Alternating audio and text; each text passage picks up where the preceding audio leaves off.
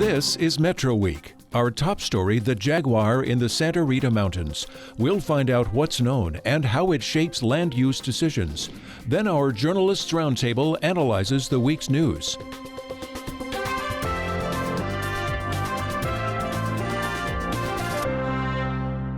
Welcome to Metro Week. I'm Andrea Kelly. Endangered wildcats in the Southwest invoke conversations about politics, environmentalism and land use, animals versus humans, and the unknown fallout of any of our choices. But before the politics comes information. What we know about the jaguar, whose habitat includes the Santa Rita Mountains, we know because of research. A University of Arizona contract with the U.S. Fish and Wildlife Service is the reason there are so many photos of the solitary male jaguar known as El Jefe. Researchers in the U of A's School of Natural Resources and the Environment worked with federal agencies for permits to place cameras in mountain ranges throughout southern Arizona. Those cameras captured these photos of the jaguar, plus of 3 endangered ocelots, which are smaller than a jaguar. From April 2012 to last June, they operated cameras on 17 mountain ranges and gathered more than 100 photos of the jaguar. The contract was to figure out how to film the endangered animal and use the photos to learn about the cat's environment and behaviors. That includes other species that were detected on the cameras, what time of day the cat is active, and how its preferred environment relates to the natural landscape, availability of water, and proximity of human activity. The contract ended last June, but research has continued on a smaller scale. Instead of 220 sites, the cameras are now at 60 sites in 4 mountain ranges. They're monitored for the most part by citizen scientists, a group of trained volunteers who check the cameras, log the images, and sort the data. Last month, the Center for Biological Diversity and Conservation Catalyst released video of the jaguar, the first public moving images of the endangered cat. Here's my interview with Randy Saraglio, a conservation advocate for the center, and a look at the cat. Let's start with the logistics. How did you capture this video?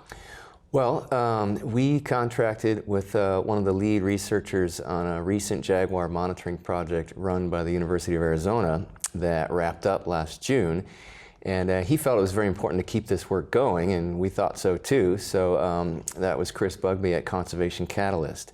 And he is out in the field placing cameras in strategic positions and monitoring them for the data they collect. So the cameras are owned by Conservation Catalyst? Yes. Okay.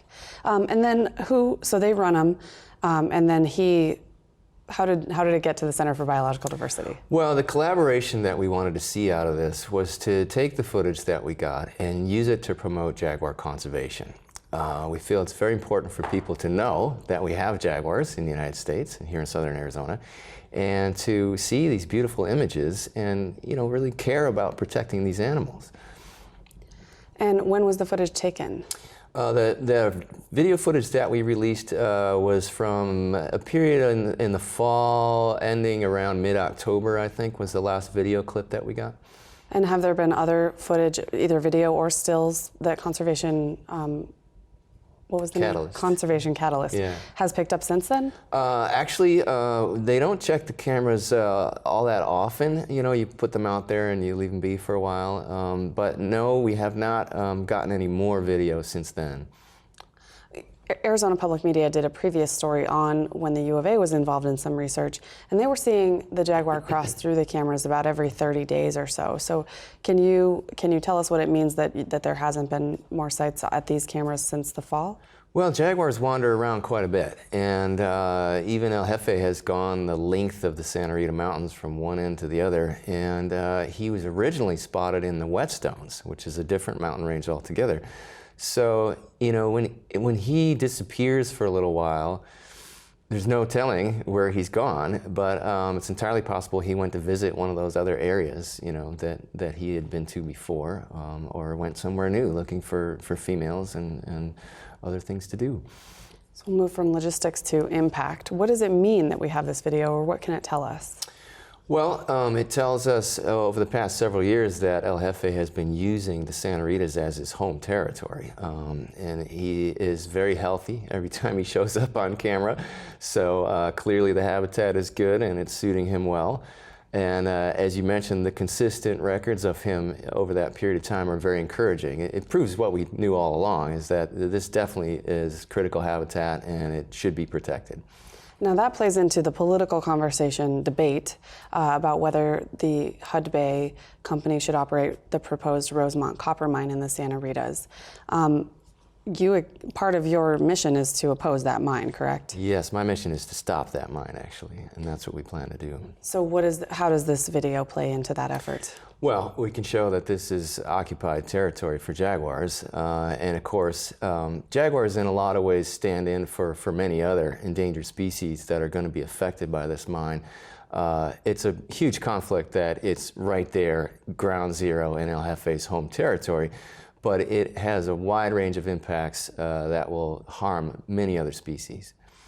Now, there are others who say this is not critical habitat for the jaguar, including the Arizona Game and Fish Department. Can you respond to that claim? Well, I would say, first of all, it is legally designated as critical habitat, so that argument is over. Not legally, but I guess philosophically whether or not it's critical. Well, you can continue to question whether or not this should be critical habitat, but I think El Jefe proves that it should be. You know, when you work to recover endangered species, a very important key to that work is to allow them to expand their range, to expand back into areas where they used to live and where they no longer do. That's when a species is really on the road to recovery. You know, boxing them up into tiny little areas or saying, oh, there's jaguars in the Amazon, so we shouldn't need to protect them here, just doesn't make sense as far as we're concerned. To truly recover a species, it means their population has to bounce back. They need to return to the areas they used to live. Now, there's only one. That we know of. That we know of, that comes this far US, up into the United States. So do we know of any others that are in Sonora, Mexico that might be sharing territory with El Jefe? Yes, there are other jaguars in northern Mexico. In fact, there's been some very recently documented very close to the U.S. border. So it's entirely possible that those jaguars cross over into the U.S. once in a while or would wind up here before too long. Especially males tend to strike out and move long distances looking for new territories and looking for females. So we have had periodically over the last 20 years 4 or 5 different male jaguars come into the United States. And that's why we feel it's so important to protect the habitat here, because they're under threat in Mexico as well. There's a lot of poaching. They're under threat from development sometimes and highways and all sorts of things that fragment their habitat. So it's very important for us to protect these areas in the United States so that jaguars can continue to thrive and recover. We asked for comment from Hudbay Minerals on the mine's location and the effect of nearby federally designated critical jaguar habitat. The company declined an on-camera interview and sent this statement. The Santa Rita mountain range covers approximately 138,000 acres. The Rosemont project is approximately 5,000 acres, including land buffer and production facilities. About 1/8 of the property will be taken up by the actual mine. In the U.S. Forest Service's final environmental impact statement on the Rosemont project, extensive measures are included to protect the jaguar's habitat. Details on the mitigation plan can be found on the company's website.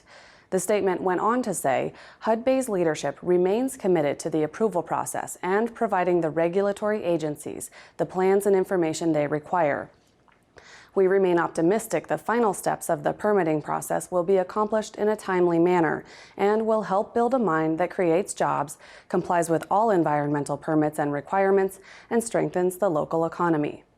Now, for more about the government's role in the jaguar's ecosystem, I interviewed Mark Hart of the Arizona Game and Fish Department.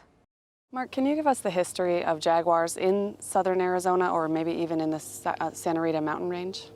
Jaguars have a long and colorful history in Arizona.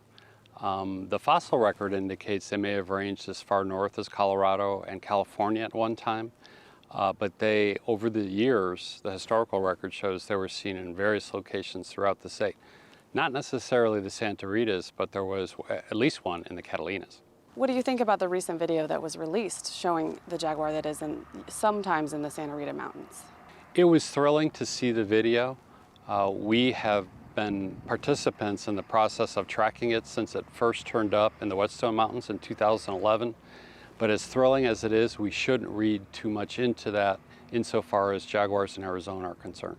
And then recently, there have been other jaguars, not just El Jefe. How about in kind of recent years? How many jaguars have we seen? Since the jaguar was listed as endangered in 1997, there have been 5 jaguars seen in southeastern Arizona.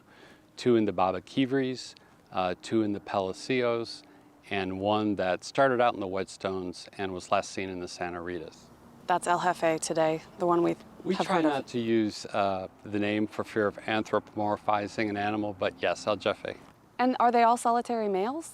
They have all been solitary males. The breeding ground for the jaguars, at least the closest one, is 130 miles to the southeast in Sonora. Scientists would like to know more about why these males leave that breeding area and come into the United States every few years or so. They have everything they need up here to survive, as all wildlife does: water, food, and shelter. But what they don't have is the ability to mate. Because there are just not enough of them. The last female jaguar seen in Arizona was in 1963. So there's no evidence that there has been any breeding of jaguars, at least since that time. Now, parts of southern Arizona, including parts of the Santa Rita mountain range, have been designated by the federal government as critical jaguar habitat. Can you tell us what that means? Well, actually, that's a better question for the U.S. Fish and Wildlife Service, but by their definition, it means that 800,000 acres of habitat in Arizona and New Mexico is critical to the recovery of the species. And when the U.S. Fish and Wildlife Service was investigating whether to make that designation, that agency itself and the Arizona Game and Fish Department were opposed to that designation. Can you give us the reasons why Arizona Game and Fish thought that was not appropriate? Well, we believe that the jaguar deserves all of the protections afforded by the Endangered Species Act, but we do not believe that 5 jaguars in 20 years makes Arizona critical to the recovery of the species, primarily because there's no breeding here. Hud Bay Minerals is working on getting permits to open a mine in the Santa Ritas, and of course having a jaguar there comes into a political discussion about whether the mine should be there, where it should be, that kind of thing. And I know that they are awaiting some federal permits. What state permits has the mine had to get for that? Well, they haven't had to get any from us. We have commented on the proposal and have negotiated a multi-million-dollar mitigation package to offset impacts to wildlife that may occur if the mine goes through. But we're not a regulatory agency insofar as granting that permit is concerned. That'll be the Forest Service decision. And also the U.S. Army Corps of Engineers is looking at water. I would think that water will be a critical issue.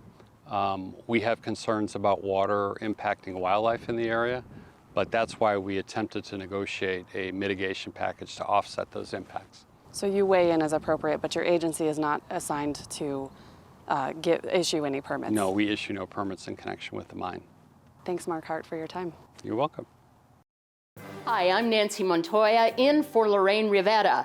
This week, we're talking about a literacy crisis in our community. And then there was a light bulb moment, and someone thought, well, wait a minute, maybe it's because they need books at home.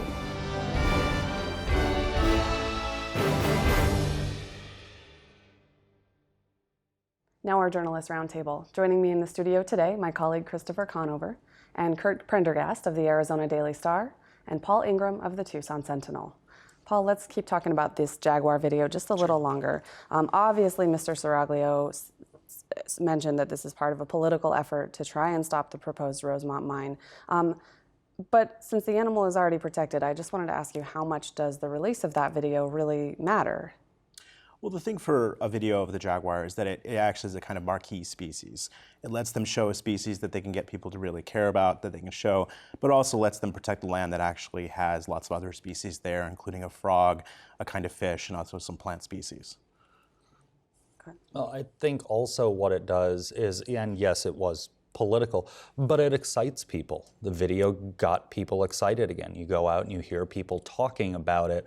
This jaguar, as was mentioned, has been around for a while, and the pictures have been out there, but nothing excites like video of a big cat walking around mountains a lot of us have spent time hiking and camping in. Yeah, I mean, to some degree, no matter how you feel about the habitat protection or the animal's endangered status or whether or not the mine should go in, it's pretty amazing to see that cat walking around. Kurt, Mr. Saraglio told you that the mine is at the junction of three critical corridors for that jaguar and how it migrates through its habitat. And HUD-BIG gave you the same statement that it gave us about and not granting interviews about the jaguar. So can you just kind of summarize? It seems like the company is saying there won't be very much impact. Yeah, I think what they're saying is that the Santa Rita Mountains is a big area, the jaguar habitat's a big area, and the mine is only going to be on a small fraction of it. And I think they're also wondering this area where the jaguar was videotaped, how close to that is that to the area the mine is going to be in? So, and we don't have that information at this point, where those videos were taken. No, yeah. I don't think so. And Christopher, you went out with those U of A researchers that we mentioned early in the show a few years ago, with them looking up, checking on those cameras and kind of going through their research process with them. What did you learn? This was hard to believe almost 2 years ago. As you and I have talked about, it felt like yesterday, but this is when the full project was running.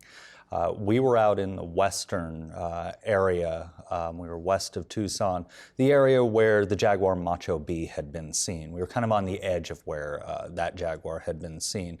And these cameras are set up, when I was out there, they were nice enough to keep us on fairly easy trails. You know, we didn't have to do a lot of bushwhacking, but as you saw in some of the pictures we showed earlier, some of the cameras are not on a marked trail, to say the least. And they go out, or went out, and checked these cameras on a regular basis.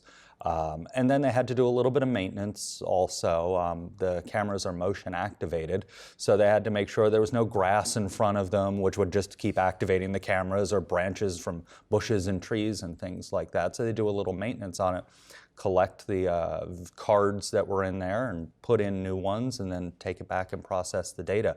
As we mentioned earlier in the show, that project is over. It's now a much smaller project.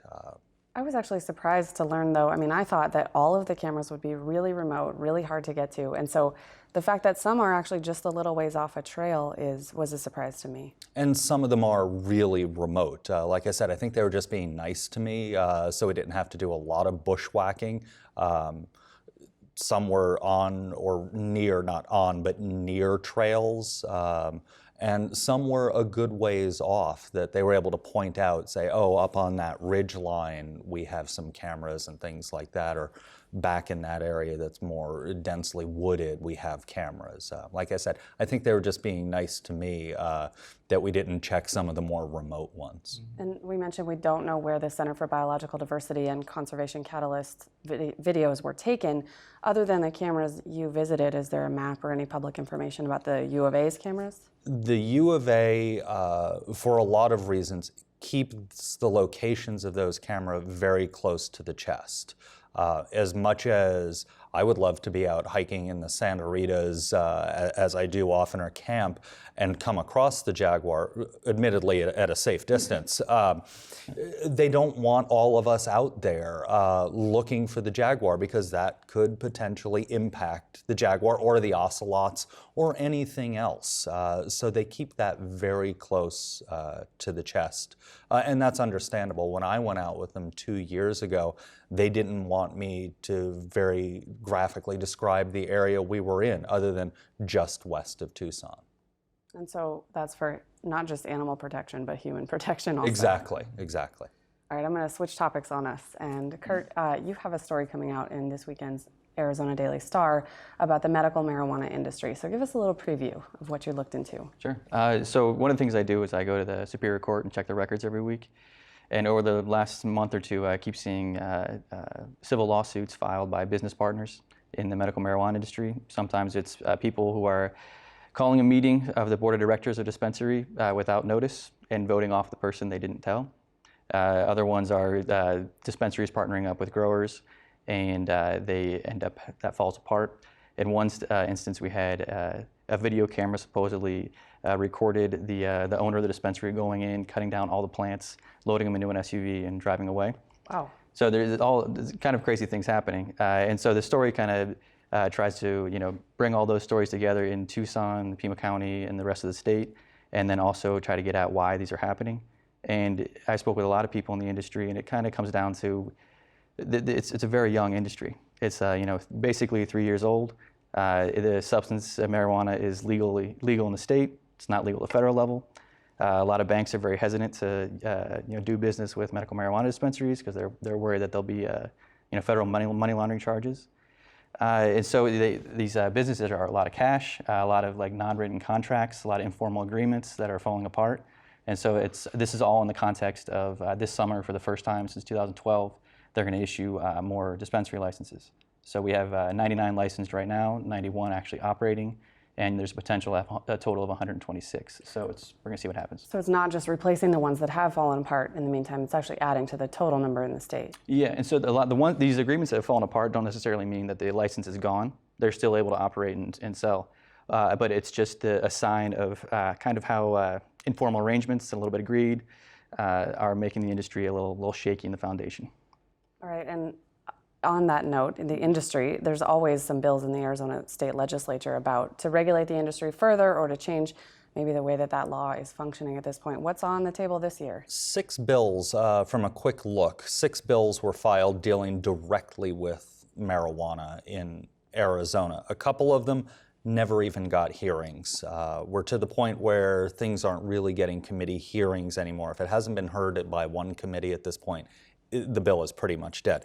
We had a bill that would have allowed anyone over the age of 21 to use marijuana just as though it were alcohol and provided for taxing. Never got heard. That bill was filed and disappeared into the hallway. Are there any that still have a chance of making it through the process? Yes, there are a number, and some of them regulate the industry. For example, if you are legally growing medical marijuana, it has to be surrounded by a high wall so people can't look in and see what you're doing. What's not on there is roofing. Now roofing is required. There must be, under this bill, there must be a solid roof. And that is working its way through the legislature, moving locations for a dispensary, changing how that can happen. If this bill goes through that's received preliminary approval, a dispensary could move so long as it's in the same community health analysis area. Okay, and that goes back to the original licensing, which was you could get a license for a certain area and place your dispensary within that certain area, but not move around. Right. And okay. You can remain in that area, but you can move around, but only within that original area. And then the last one that is actually passed this week requires dispensaries to have signs warning pregnant women about potential dangers of smoking marijuana while pregnant, very similar to the warnings we see in places that sell alcohol. Okay, and Kurt? And so there's kind of myriad rules surrounding medical marijuana. And with the moving, I believe there's a rule that from 2012 that after 3 years, you would be able to move. But I don't know if that's going to go into effect, and that could have a big impact on where the dispensaries are going in, how many are there going to be. And it may be part of the reason, since that would be coming up, that this law is now being written. Yeah, I think so. The two may join together. Yeah.